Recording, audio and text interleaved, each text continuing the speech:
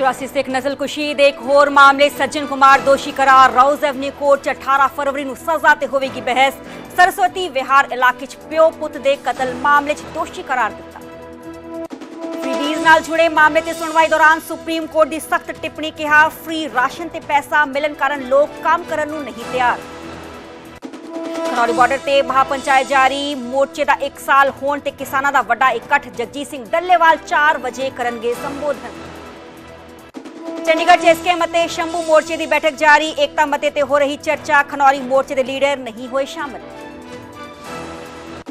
फसला वांग ही पराली ते भी MSP देण दी सिफारिश संसदी कमेटी ने प्रदूषण नूं कंट्रोल करन लई दिता सुझाव। रेड एंट्री दे नियमां च बदलाव दी भी कीती सिफारिश। दिल्ली च हार ते कांग्रेस आगू संदीप दीक्षित का वड्डा बयान। जे आप नाल हुंदा गठजोड़ तां भी दिल्ली च बीजेपी ही जितदी। कहा लोक सभा चोणां च अलायंस ही बनिया साडी हार दी वजह। भारतीय एजेंसियां ने अमेरिका च लुके बैठे 12 खतरनाक गैंगस्टरां दी बनाई लिस्ट। अनमोल बिश्नोई ते गोल्डी बराड़ दा भी नाम शामिल। हवालगी लई जल्द अमेरिका नूं शेयर कीता जा सकदी है list. Jammu Kashmir IED blast Jharkhand के कैप्टन करमजीत सिंह शहीद। अज कार लिदांदी जावेगी मृतक दे। कल फौजी सम्मानां नाल दित्ती जावेगी अंतिम विदाई।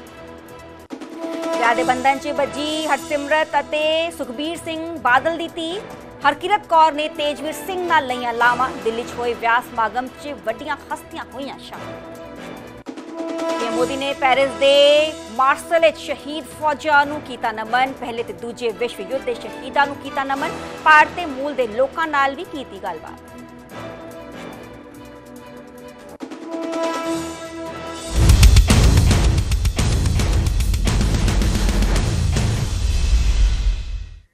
सत श्री अकाल जी, मैं हाँ सरबजोत कौर। न्यूज़ 18 पंजाब देख रहे सारे दर्शकों का स्वागत है। बुलेटिन की शुरुआत करांगे ते गल करांगे इस वेले दी वड्डी खबर दी, क्योंकि सज्जन कुमार कोर्ट दे वल्लों दोषी करार दे दिते गए। 84 सिख नस्लकुशी का पूरा मामला है। 84 सिख नस्लकुशी के एक होर मामले च दोषी करार दिल्ली दी राउज एवेन्यू कोर्ट दे वल्लों दिते गए ने। प्यो पुत दे कतल केस च दोषी करार दिता गया। सरस्वती विहार इलाके च पूरा कतल होया सी। किस तरीके नाल 1 नवंबर 1984 नूं प्यो पुत दा शरेआम कतल किया गया सी। सरदार जसवंत सिंह अते सरदार तरुणदीप सिंह का कतल होया सी। 18 फरवरी नूं कोर्ट दे वल्लों सजा का ऐलान किया जाएगा। 18 फरवरी नूं सजा ते बहस की जाएगी। दिल्ली दी तिहाड़ जेल च ऑलरेडी बंद ने सज्जन कुमार ते सज्जन कुमार पहला ही 84 दे केस च उम्र कैद की सजा भुगत रहे ने। तमाम तस्वीरां अज दियां ही तस्वीरां ने। सज्जन कुमार तस्वीरां च नजर आ रहे ने। हालांकि तिहाड़ जेल च बंद अज पूरी इस मामले नूं लेके कोर्ट सुनवाई होनी सी। सख्त सुरक्षा पहरे दे हेठ पुलिस सज्जन कुमार नूं कोर्ट च लैके पहुंची ते किस तरीके नाल पूरी सुनवाई हुई है। ते दिल्ली दी राउज एवेन्यू कोर्ट ने दोषी करार सज्जन कुमार नूं दे दिता है। ते 1 नवंबर 1984 का पूरा मामला है। किस तरीके नाल हाल ही कई आगू ने इस गल का जिक्र किया गया कि 2015 च SIT का गठन किया गया सी। आज जो तमाम केस बंद हो गए सी, इन्हां नूं दोबारा तो रीओपन किया गया। री इन्वेस्टिगेशन इन्हां तमाम केसेस की की गई। ट्रायल चले ते लंबे ट्रायल चलन तो बाद हालांकि पिछली जो सुनवाई हुई सी उस दौरान आज पूरा मामला सी उसनूं सुरक्षित रख लिया गया सी। अज मुड़ तो इस पूरे मामले लेके सुनवाई हुई तो सज्जन कुमार दोषी करार दे दिते गए। 41 साल बाद पीड़िता नूं इंसाफ होया। स्कूल का कहते हुए नजर आए। SGPC के मैंबर गुरचरण सिंह गरेवाल ने कहा कि चंगी खबर है, सुकून देने वाली खबर है। एट लास्ट 41 साल बाद पीड़िता नूं इंसाफ मिलिया है। तो दिल्ली दी राउज एवेन्यू कोर्ट ने अज बुधवार यानी कि साबका कांग्रेस के सांसद सज्जन कुमार नूं सिख विरोधी दंगे के दौरान 2 सिखां की हत्या के मामले में दोषी करार दे दिता है। कोर्ट 18 फरवरी नूं सजा सुनाएगी। सजा देने ते पूरी बहस होएगी। 41 साल बाद मामले च फैसला आया है। इस तो पहला जे असीं जिक्र करिए ते 2018 दी दिल्ली दी हाई कोर्ट दी डबल बेंच ने एक होर मामले सज्जन कुमार नूं दोषी ठहराया सी ते उम्र कैद की सजा उन्हां नूं सुनाई सी। ते सज्जन कुमार तिहाड़ जेल च बंद ने उम्र कैद की सजा ऑलरेडी उन्हां दे वल्लों कट्टी जा रही है। उन्हां ते इल्जाम सी कि जिस तरीके नाल उन्हां दे वल्लों दंगे भड़काए गए ते 2 सिखां नूं मौत दे घाट उतार दिता गया। सज्जन कुमार के खिलाफ दंगा कतल ते डकैती के आरोप के चलते IPC की धारा 147 149 148 302 308 323 395 397 427 436 400 दो फॉर्म हाजिर हाँ। साडा तीजा फॉर्म है जिहड़ा गैर राजनीतिक संयुक्त मोर्चा गैर राजनीतिक ਉਹ ਕਿਸੇ ਕਾਰਨਾਂ ਕਰਕੇ ਹਾਜ਼ਰ ਨਹੀਂ ਹੋ ਸਕੇ। इस करके असीं 2 फॉर्मां ने ਅੱਜ ਦੀ ਮੀਟਿੰਗ ਦੇ ਉੱਤੇ ਏਕਤਾ ਤੇ ਲੰਮੀ ਚਰਚਾ ਕੀਤੀ ਹੈ। ਅਸੀਂ ਲੰਮੀ ਚਰਚਾ ਤੋਂ ਬਾਅਦ ਇਸ ਛਿੱਟੇ ਤੇ ਪਹੁੰਚੇ ਹਾਂ ਕਿ ਅੱਜ ਦੀ ਘੜੀ ਦੇ ਵਿੱਚ ਅਸੀਂ ਤਾਲਮੇਲ ਮੇ ਏਕਤਾ ਸੱਦੇ ਦੇਣ ਦਿੱਤੇ ਜਾ ਸਕਦੇ ਆ। ਇੱਥੇ ਸਾਡੀ ਸਹਿਮਤੀ ਬਣੀ ਹੈ ਵੀ ਇਹ ਹੋ ਸਕਦੇ ਆ, ਪਰ ਇਹ ਤਾਲਮੇਲ ਮੇ ਸੱਦੇ ਨੂੰ ਫਾਈਨਲ ਰੂਪ ਦੇਣ ਦੀ ਖਾਤਰ ਸਾਡਾ ਕੋਰਮ ਅੱਜ ਪੂਰਾ ਨਹੀਂ, ਤੀਜਾ ਮੋਰਚਾ ਸਾਡੇ ਸ਼ਾਮਲ ਨਹੀਂ। ਸਾਡੇ ਸਾਥੀ ਕਿਸਾਨ ਮਜ਼ਦੂਰ ਮੋਰਚੇ ਵਾਲੇ ਸਾਥੀ ਨੇ ਜਿਹੜੇ ਇਹ ਗੈਰ ਰਾਜਨੀਤਿਕ ਮੋਰਚਾ ਸੰਯੁਕਤ ਮੋਰਚਾ ਗੈਰ ਰਾਜਨੀਤਿਕ ਗੱਲ ਕਰਕੇ ਅਗਲੇ ਇਹ ਤਾਲਮੇਲ ਮੇ ਐਕਸ਼ਨ ਦੀ ਜਿਹੜੀ ਸੱਦੇ ਦੀ ਕਾਲ ਕਰਨੀ ਹੈ ਉਹਨਾਂ ਨਾਲ ਰਾਏ ਕਰਕੇ ਅਗਲੀ ਮੀਟਿੰਗ ਰੱਖਣਗੇ। ਉਹਦੇ ਤੇ ਅਸੀਂ ਵਿਚਾਰ ਚਰਚਾ ਕਰਕੇ ਇਹਨੂੰ ਫਾਈਨਲ ਰੂਪ ਦੇਵਾਂਗੇ। ਉਹ ਸਾਡੀ ਸੰਭਾਵਨਾ ਵੀ ਉੱਥੋਂ ਤੱਕ ਅਸੀਂ ਜਾਵਾਂਗੇ, ਕਿਉਂਕਿ ਵੱਡੀ ਏਕਤਾ ਦੀ ਖਾਤਰ ਪਹਿਲਾਂ ਮੁੱਢ ਤੋਂ ਕਦਮ ਚੱਕੇ ਜਾਂਦੇ ਨੇ। ਉਹਨਾਂ ਵਾਸਤੇ ਸਾਥੀਆਂ ਨੇ ਜਿਹੜਾ ਹੁਣ ਤੋਂ ਲੈ ਕੇ ਇਹਨਾਂ ਨਾਲ ਸਾਡੀਆਂ 4 ਮੀਟਿੰਗਾਂ ਦੇ ਵਿੱਚ ਤਾਂ ਲਗਭਗ ਹੋ ਗਈਆਂ, ਇਹਨਾਂ ਨਾਲ ਸਾਡੀਆਂ ਹੋਈਆਂ ਨੇ 4 ਮੀਟਿੰਗਾਂ, ਤੇ ਅਸੀਂ ਇਸ ਗੱਲ ਤੋਂ ਬਹੁਤ ਪੋਜ਼ਿਟਿਵ ਰਵੱਈਏ ਤੋਂ ਅਸੀਂ ਸੰਤੁਸ਼ਟ ਹਾਂ ਕਿ ਸਾਥੀਆਂ ਨੇ ਸਾਨੂੰ ਪੂਰਾ ਸਹਿਯੋਗ ਦਿੱਤਾ ਹੈ, ਤੇ ਖਾਸ ਕਰਕੇ ਸੰਯੁਕਤ ਮੋਰਚਾ ਕਿਸਾਨ ਮਜ਼ਦੂਰ ਮੋਰਚੇ ਵਾਲਿਆਂ ਨੇ। ਤੇ ਅਸੀਂ ਇਹ ਆਸ ਕਰਾਂਗੇ ਸੰਯੁਕਤ ਮੋਰਚਾ ਗੈਰ ਰਾਜਨੀਤਿਕ ਵਾਲੇ ਸਾਥੀਆਂ ਤੋਂ ਵੀ, ਉਹ ਵੀ ਇਸ ਕਿਸਾਨੀ ਹਿੱਤਾਂ ਤੇ ਜਿਹੋ ਜਿਹੇ ਅਟੈਕ ਹੋ ਰਹੇ ਨੇ, ਜਿਹੋ ਜਿਹੀ ਭਾਰਤ ਦੀ ਸਰਕਾਰ ਕਾਰਪੋਰੇਟਾਂ ਨੂੰ ਖੇਤੀ ਸੈਕਟਰ ਦੇ ਵਿੱਚ ਇੰਟਰ ਕਰਕੇ ਕਿਸਾਨਾਂ ਦੀਆਂ ਜ਼ਮੀਨਾਂ ਖੋਹਣ ਤੱਕ ਤੇ ਮੰਡੀਆਂ ਤੇ ਕਬਜ਼ਾ ਕਰਨ ਤੱਕ ਦੇ ਹਮਲੇ ਦਾ ਕਰ ਰਹੀ ਹੈ, ਅਸੀਂ ਇਹ ਸਮਝਾਂਗੇ ਵੀ ਇਹ ਲੜਾਈ ਜਿਹੜੀ ਵੱਡੀ ਹੈ ਇਹ ਸਾਡੇ ਕਿਸੇ ਵੀ ਇਕੱਲਿਆਂ ਤੋਂ ਨਹੀਂ ਲੜ ਕੇ ਜਿੱਤੀ ਜਾਣੀ। ਜਿੰਨਾ ਚਿਰ ਤੱਕ ਅਸੀਂ ਸਿਰ ਨਹੀਂ ਜੋੜਦੇ ਉਹਨਾਂ ਚਿਰ ਇਹ ਲੜਾਈ ਸਾਡੇ ਕੋਲੋਂ ਕਿਸੇ ਕਿਨਾਰੇ ਨਹੀਂ ਲੱਗਣੀ। ਇਹ ਭਾਵਨਾ ਨੂੰ ਲੈ ਕੇ ਅਸੀਂ ਵਿਚਾਰ ਚਰਚਾ ਕੀਤੀ ਹੈ। ਅਸੀਂ ਪਹਿਲਾਂ ਤਿੰਨੇ ਫੋਰਮਾਂ ਦੀ ਨੇੜਤਾ ਬਣਾ ਕੇ ਫਿਰ ਭਾਰਤ ਦੀਆਂ ਜੋ ਬਾਕੀ ਜਥੇਬੰਦੀਆਂ ਮੋਰਚਿਆਂ ਚੋਂ ਬਾਹਰ ਨੇ ਉਹਨਾਂ ਨਾਲ ਵੀ ਸਾਂਝ ਵਧਾਉਣ ਦੀ ਗੱਲ ਅੱਗੇ ਤੋਰਾਂਗੇ। ਇਹ ਗੱਲ ਅਸੀਂ ਕੀਤੀ ਹੈ। ਬਾਕੀ ਸਾਡੀ ਸਾਥੀ ਸਰਮਨ ਸਿੰਘ ਭਨੇਰ ਕਰ ਲੈਣਗੇ, ਇਹ ਤੇ ਸਾਡੀ ਸਹਿਮਤੀ ਬਣੀ। पंदेर साहब, हाँ, देखिए जिस तरह से उग्राहा साहब ने आपके समक्ष बात रखी है, हमारा 7 मेंबरी वफद अन्य साथी भी थे और इधर ऑल इंडिया स्कैम का वफद किसान मजदूर मोर्चा भारत का वफद आज मिला है। और जिस तरह से आपको ज्ञात होगा कि हमारे कार्यक्रम थे 11, 12, 13 के, तो जो 2 फोरम आंदोलन कर रहे हैं खनौरी बॉर्डर पर, इस समय की कुछ नेड़ता ना होने के कारण वो साथी हमारे आ नहीं सके, इसलिए हम समय निकाल कर आए और आज हमने गंभीर इस विषय के ऊपर लंबी चर्चा की है और एकता के लिए, और हम लगभग तालमेल में जो देश भर में बुलावा दे सके आंदोलन के लिए उसके निकट पहुंच गए हैं।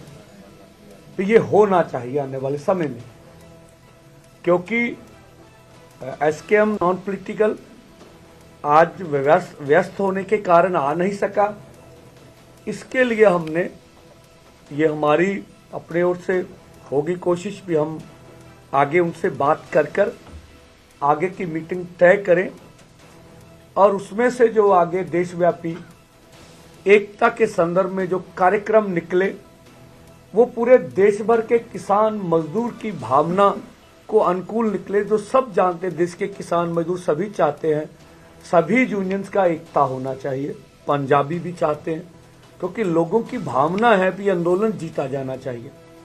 तो आंदोलन मांगों के ऊपर जीत कर निकलें, इसके लिए सामने सबको एकता अनिवार्य है।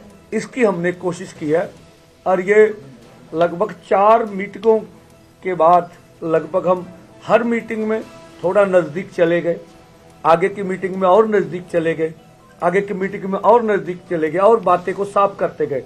और आप देखेंगे इस तरह से लगभग जिस तरह से हम चाहते हैं कि सभी संपूर्ण जैसे पहले आंदोलन में एकता रही उस तरह की एकता दिखे, और हमें लगता है इस तरह की हमें आशा भी इसमें हम सफल होंगे। तो आज की मीटिंग का निष्कर्ष जो है ये निकल रहा है, जो हम आपके समक्ष रखा है।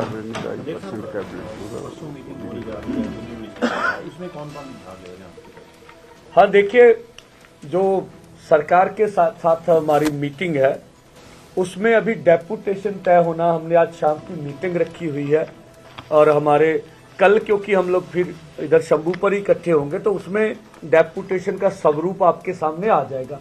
मैं एक बात सब सहमत होते एक भी बोल दूं कि कल के जो सभी कार्यक्रम है हमारे शंभू पर, बड़ी महापंचायत है, आपके माध्यम से अपील है दोनों मोर्चों की कि वहाँ अधिक से अधिक किसान मजदूर पहुंचे और बड़ा इकट्ठ करें।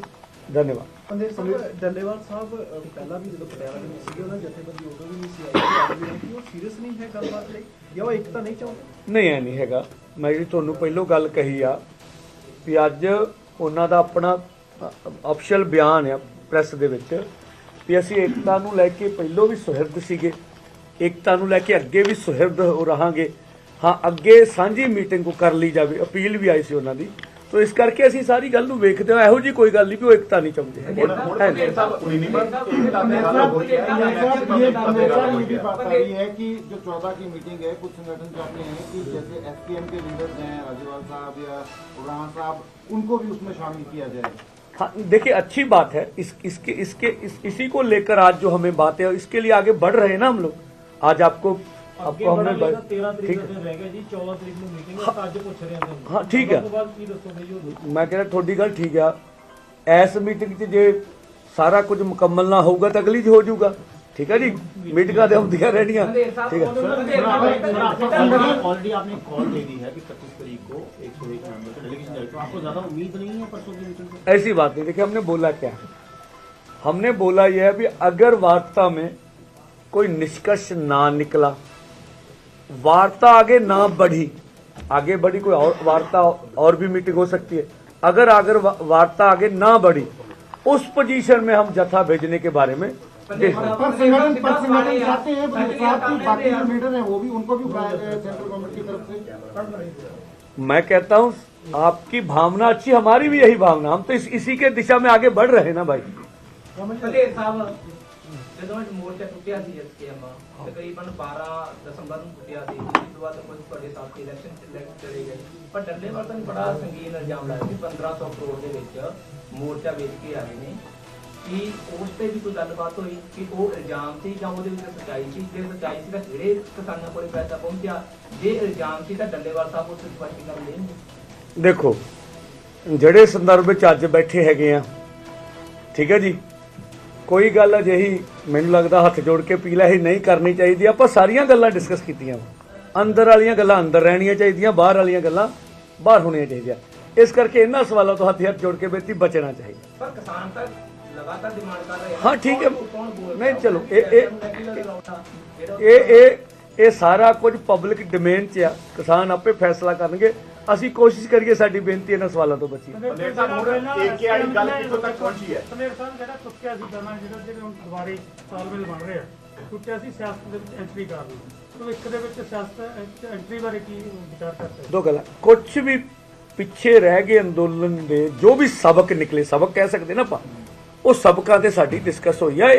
ਇਹ ਸਾਰੀਆਂ ਗੱਲਾਂ ਤੇ ਚਰਚਾ ਹੋਈ ਹੈ, ਅਜਿਹਾ ਅੱਗੇ ਤੋਂ ਨਹੀਂ ਹੋਊਗਾ। ਹੁਣ ਏਕੇ ਦੀ ਜਿਹੜੀ ਗੱਲ ਹੈ ਕਿੱਥੋਂ ਤੱਕ ਪਹੁੰਚੀ ਹੈ ਜੀ? ਬਿਨਾਂ ਨਹੀਂ ਗੱਲ ਬਣ ਸਕਦੀ ਕਿ ਆਉਣ ਵਾਲੇ ਸਮੇਂ ਦੇ ਵਿੱਚ ਕੋਈ ਕਿਸਾਨ ਸਾਰੇ ਹੀ ਇਕੱਠੇ ਹੁੰਦੇ ਆ, ਕੋਈ ਤੁਹਾਡਾ ਪੋਲੀਟੀਕਲ ਬੈਂਕ ਵੀ ਨਾਲ ਕੰਮ ਕਰੇਗਾ, ਕਿਉਂਕਿ ਇੱਕ ਪਾਸੇ ਕਹਿੰਦੇ ਪਾਰਲੀਮੈਂਟ ਸਿਸਟਮ ਦੇ ਬਿਨਾਂ ਮਸਲੇ ਹੱਲ ਨਹੀਂ ਹੋਣੇ।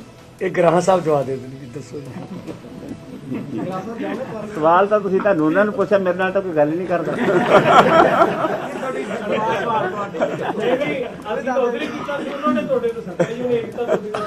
ਇਹ ਬਾਕੀ ਗੱਲਾਂ ਫੇਰ ਕਰ ਲਾਂਗੇ, 1 to 1 ਵੀ ਕਰਨਾ ਨਾ ਤੁਸੀਂ ਨੇ।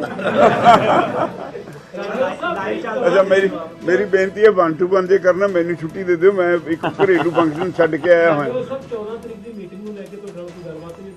ਨਹੀਂ ਹਾਲੇ ਕੋਈ ਸਾਡੇ ਨਾਲ ਗੱਲਬਾਤ ਨਹੀਂ, ਉਹ ਹਾਲੇ ਸਮਾਂ ਦੱਸੂਗਾ ਕੀ ਹੁੰਦਾ ਹੈ। ਅਸੀਂ ਅੱਜ ਯੂਨਿਟੀ ਪ੍ਰੋਸੈਸ ਦੇ ਉੱਪਰ ਚਰਚਾ ਕੀਤੀ ਹੈ। 14 ਦੀ ਮੀਟਿੰਗ ਦਾ ਏਜੰਡਾ ਹੈ ਨਹੀਂ ਸੀ, ਉਹ ਸਾਡੇ ਸਾਥੀ ਕਰਨਗੇ, ਉਹਨਾਂ ਨੇ ਜਾਣਾ। ਯੂਨਿਟੀ ਵਾਲਾ ਸਿੰਪਲ ਯੂਨਿਟੀ ਪ੍ਰੋਸੈਸ 'ਚ ਅਸੀਂ ਜਿਹੜੀ ਚਰਚਾ ਕੀਤੀ ਹੈ, ਜੋ ਪਹਿਲਾਂ ਕਿਹਾ ਕਿ ਅਸੀਂ ਇਸ ਦੇ ਵਿੱਚ ਇਸ ਗੱਲ ਦੇ ਨੇੜੇ ਪੁੱਜ ਗਏ ਹਾਂ ਕਿ ਅਸੀਂ ਕੀ ਭਵਿੱਖ 'ਚ ਕੋਈ ਕੋਆਰਡੀਨੇਟਡ ਸੱਦੇ ਦੇ ਸਕਦੇ, ਪਰ ਕਿਉਂਕਿ ਤੀਸਰਾ ਫੋਰਮ ਅੱਜ ਵਿਅਸਤ ਹੈ, ਬਿਜ਼ੀ ਹੈ, ਉਹਨਾਂ ਨਾਲ ਇਹ ਸਾਥੀ ਜਾ ਕੇ ਰਿਪੋਰਟ ਕਰਨਗੇ, ਆਪਸ 'ਚ ਰਲ ਮਿਲ ਕੇ ਕੋਈ ਸਾਂਝੀ ਡੇਟ ਅਗਲੀ ਮੀਟਿੰਗ ਦੀ ਰੱਖਾਂਗੇ ਜਿਸ ਚੀਜ਼ ਨੂੰ ਕਿਵੇਂ ਮੈਚੁਰ ਕੀਤਾ ਜਾ ਸਕਦਾ ਇਸ ਬਾਰੇ ਚਰਚਾ ਕਰਾਂਗੇ। ਇੱਕ ਚਰਚਾ ਇਹ ਹੋਈ ਸੀ ਕਿ ਜਿਹੜਾ ਨਵਾਂ ਕਹੀਏ ਕਿ ਮੰਡੀਕਰਨ ਦਾ ਡਰਾਫਟ ਹੈਗਾ ਉਸ ਨੂੰ ਲੈ ਕੇ ਤੁਸੀਂ ਕਹਿ ਰਹੇ ਸੀ ਕਿ ਸਾਡੀ ਮੰਗ ਆ ਉਸ ਨੂੰ 1 ਨੰਬਰ ਤੇ ਰੱਖਿਆ ਜਾਵੇ, ਜਦੋਂ ਕਿ ਦੂਸਰੇ ਮੋਰਚੇ ਕਹਿ ਰਹੇ ਆ ਕਿ MSP ਦੀ ਲੀਗਲ ਗਾਰੰਟੀ ਕਾਨੂੰਨ 1 नंबर पे होगा।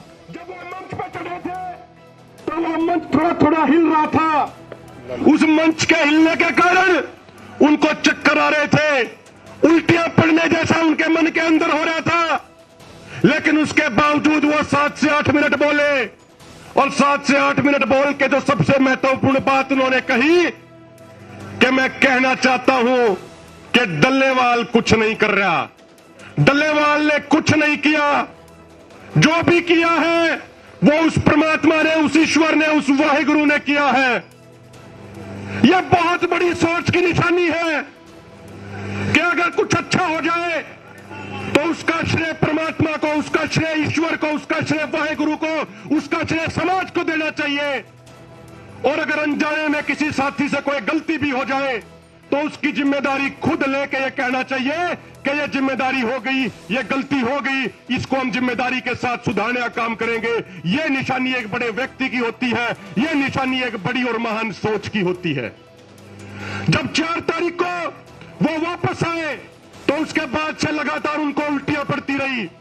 6 जनवरी की वो रात याद है कि जब सारे नेता पूरी रात इस मंच के नीचे बैठे रहे क्योंकि जगजीत सिंह डल्लेवाल जी का ब्लड प्रेशर 65/40 से भी नीचे चला गया था, उनकी पल्स रेट 40 से भी नीचे चली गई थी। डॉक्टरों ने उनके पैर ऊपर उठा के उनका ब्लड प्रेशर स्टेबल किया था। वो दिन हम कभी भूलेंगे नहीं, वो दिन हम भूलने नहीं है। वो दिन हमें याद है कि जब 17 जनवरी को उनकी तबीयत बहुत ज्यादा खराब हो गई और डॉक्टर जब ट्रॉली में चेक करने गए तो डॉक्टरों ने बाहर आके हमारे सारे नेताओं को कहा कि जगजीत सिंह डल्लेवाल जी के पास मात्र 48 घंटे शेष हैं। डॉक्टरों ने कहा कि एक मेडिकल इमरजेंसी के तहत एक इमरजेंसी इंजेक्शन लगा दे, लेकिन जगजीत सिंह डल्लेवाल जी ने कहा था कि मैं जिस रास्ते पे चला हूं उस रास्ते की मंजिल सिर्फ एक है, या तो MSP गारंटी कानून बनेगा या मेरी कुर्बानी होगी। और उन्होंने वो सत श्री अकाल, उन्होंने वो जब मौत की दहलीज पे खड़े थे, जब मौत उनको भी अपने सामने दिख रही होगी, लेकिन वो नेता ना बिल्कुल झिझका, ना वो डरा, ना वो दबा। जब मौत बिल्कुल सामने खड़ी दिख रही थी तब भी उन्होंने बिना सोचे एक भी सेकंड का वक्त लिए बिना ये कह दिया कि मुझे इमरजेंसी इंजेक्शन नहीं लगवाना, मुझे मौत मंजूर है लेकिन इमरजेंसी इंजेक्शन लगवाना मंजूर नहीं है। और मैं अंत में एक बात कह के अपनी बात को खत्म करूंगा।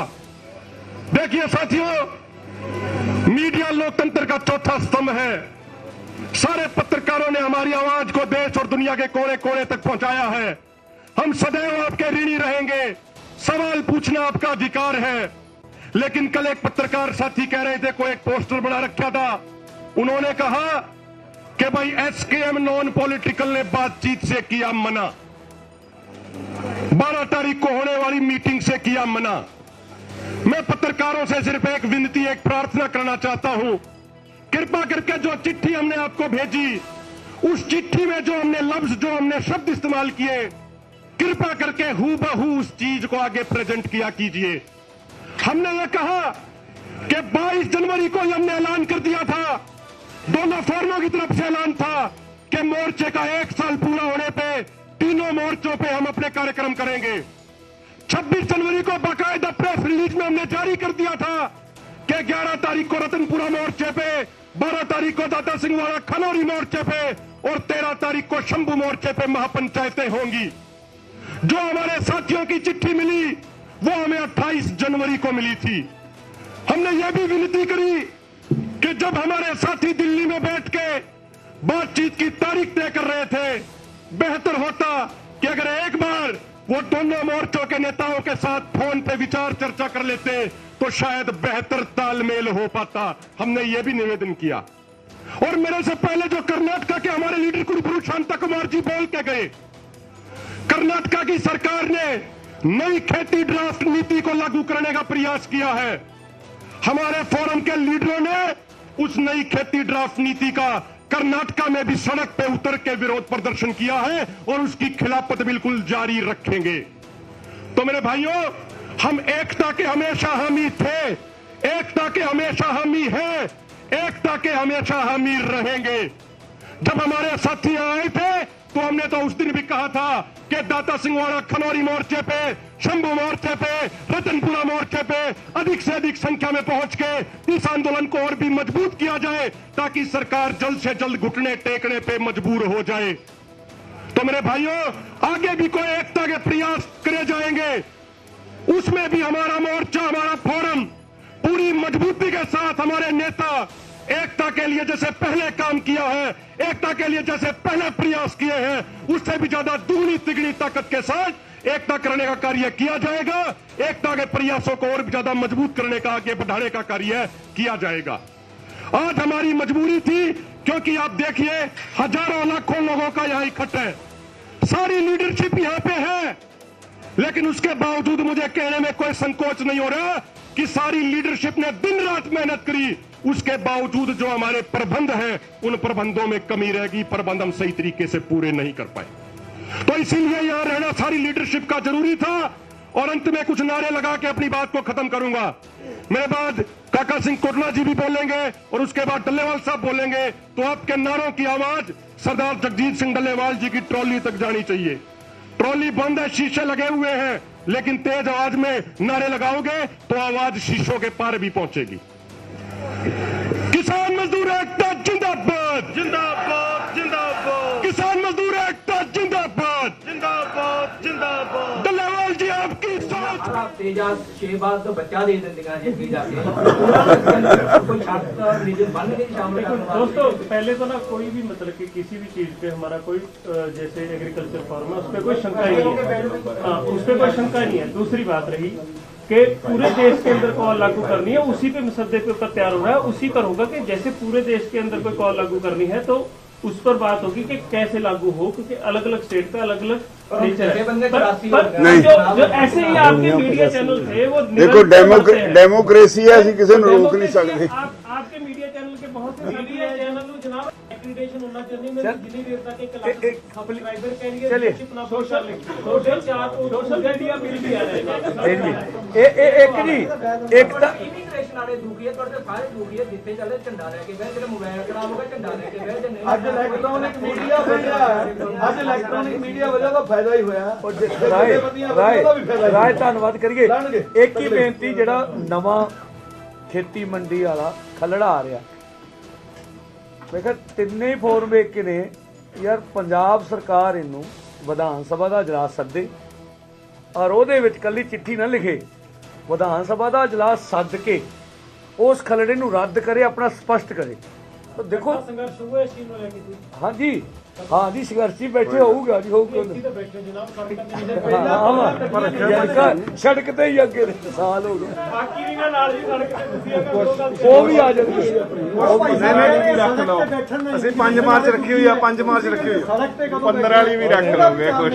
चलो जी, धन्यवाद, नहीं धन्यवाद जी, बड़ी बड़ी मेहरबानी, ਤੁਸੀਂ ਸਮਾਂ ਦਿੱਤਾ, ਬਹੁਤ ਬਹੁਤ ਧੰਨਵਾਦ ਜੀ ਤੁਹਾਡਾ, ਬਹੁਤ ਬਹੁਤ ਮਿਹਰਬਾਨੀ। ਕੱਲ ਨੂੰ ਭਰਾਵੋ ਸਾਡੀ 13 ਤਰੀਕ ਨੂੰ ਜ਼ਮੀਨਾਂ ਦੇ ਮਸਲੇ ਤੇ ਜੋਬ ਦੇ ਵਿੱਚ ਵੱਡੀ ਕਾਨਫਰੰਸ ਹੈ, ਸੰਗਰਾਮ ਕਾਨਫਰੰਸ। ਬੇਨਤੀ ਕਰਦੇ ਹਾਂ ਤੁਹਾਨੂੰ ਬਾਹਰ ਆ ਜਾਓ, ਬਾਹਰ ਆ ਜਾਓ यार मैं पहला रिक्वेस्ट करती सारे मैं एक फंक्शन छड्ड के आया, फिर सारे नाल बेइंसाफी हो गई।